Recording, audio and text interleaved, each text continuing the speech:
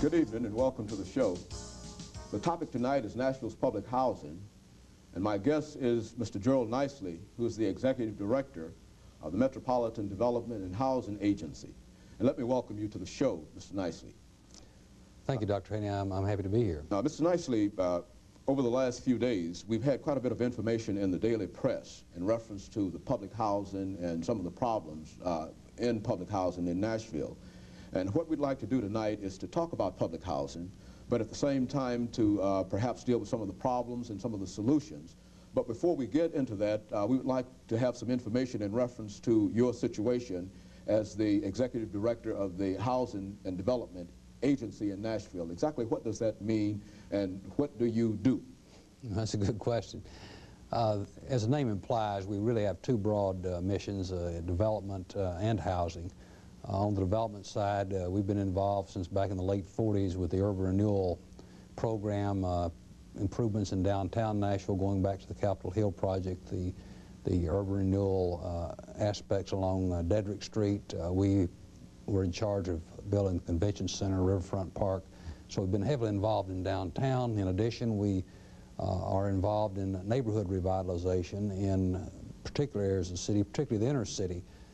We have two ways that we can assist people. Usually it involves with an income test, or where slum and blighting influences are involved, and that's where the development side comes in. I know we're going to talk about housing primarily here tonight, and in that our traditional role has been as the owner and operator of approximately 6,400 units of low-rent public housing in Nashville. As I mentioned, 6,400 families, about 16,000 people live in those units.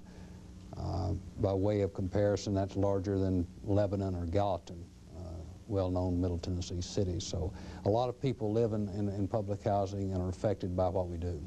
Well, why don't you give us some information about the background in terms of the development of public housing in Nashville and where we are today? Public housing grew out of the Public Housing Act of 1937 in the midst of the Depression. It was a New Deal program. In Nashville, we go back even before the Housing Authority was formed. Andrew Jackson and Cheatham Place were built. They were built under the old WPA program, I think. They were later assumed by what was in the Nashville Housing Authority. And as I said, over the years, approximately 6,400 units have been constructed. The early developments, for the most part, were large, highly concentrated projects, that were called, in inner city neighborhoods. The theory back then is that you wanted to concentrate people and construction for management maintenance purposes. Of course, that theory has changed somewhat over the years, and in the last 20 years, everything we've built has been small multifamily developments, and in fact, the last 300 or so units of public housing we've built over the last 7 or 8 years have been scattered site duplexes interspersed on lots in inner city and inner suburban neighborhoods. You know, many of us don't understand that as part of the public housing situation. Why don't you elaborate upon that? Well, as I said, I think as the years went by, many people began to see that the original concept of building the large, highly dense, high-density complexes probably wasn't the best way to do it, and began to go for more decentralization. And in fact, we've gone the ultimate in the last few years, and as I say, built scattered site housing. That seems to have been accepted by the neighborhoods in which we build them, and of course is a far better way to manage and operate housing from a sociological point of view, particularly. Very good. Now, how would you compare public housing in Nashville with some of the perhaps larger cities and smaller cities, and some cities that might be about the same size of Nashville? Where do we stand in terms of a national comparison? Well, I think from a comparative point of view, our public housing ranks very good. For example, the Department of Housing and Urban Development has something they call now a decontrol program, where a local public authority can be decontrolled if they meet certain performance standards, financial stability, ability to control costs.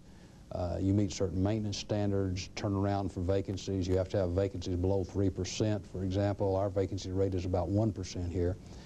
In those terms, we are certainly compared very well to most cities. That's not to say we don't have troublesome spots. We certainly do. We have problems that society at large has. In many cases, they're they're exacerbated in these high-density situations. But overall, we don't even approach the problems that you see in a Chicago or a St. Louis or even cities comparable to ours like Memphis. Now, those high-density areas are the areas that create in the mind of the public many of the problems in terms of public housing in Nashville. Would that be correct? That's absolutely correct, and I think that's the image that most people have. The recent problems you alluded to were in the Tony Sudicum, J.C. Napier area down off Lafayette. We actually have two developments there. J.C. Napier was built back in 1941 and Tony Sudicum in the early 50s. About 1,000 units there concentrated in a 3 or 4 block area.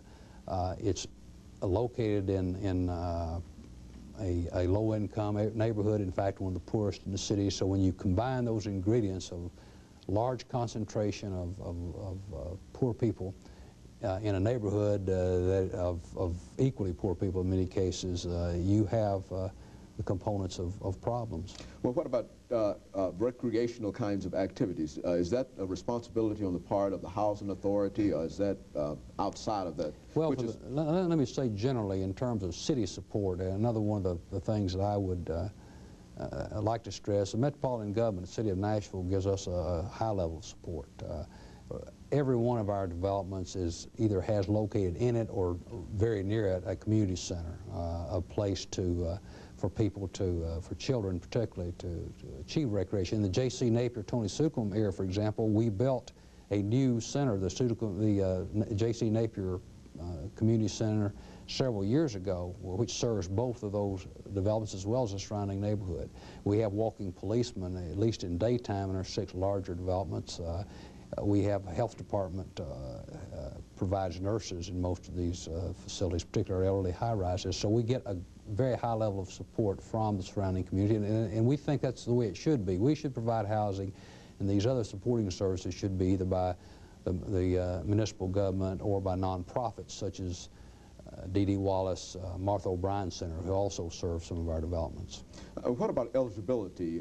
How can a person become eligible to be accepted in one of these developments? What are some of the problems associated with it? Well, of course, public housing is based on income, a means test. Right now, the general rule of thumb, and as it has been for about 10 years, is that applicants have to be, based on a family size, 50% of the countywide or citywide median or less. Now, that compares to 80% that we were applying 10 or 12 years ago.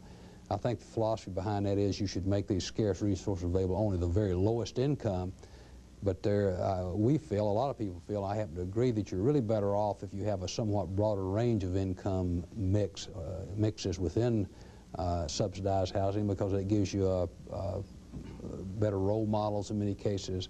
And from a societal point of view, we feel that's better. But now we're pretty well having to live with the regulation of 50% of median or below. Very good. And so over the long run, you do believe that if somehow they could increase the eligibility requirements, that you might be able to bring into that situation a better mix in terms of economic statuses of yes, sir, that's exactly right. And I think that many people feel, and I agree with it, that would make subsidized housing in Nashville as elsewhere more acceptable, more manageable, and a better place for people to live. Very good. And let us stop now for this commercial break, and we'll be back with you following this commercial break.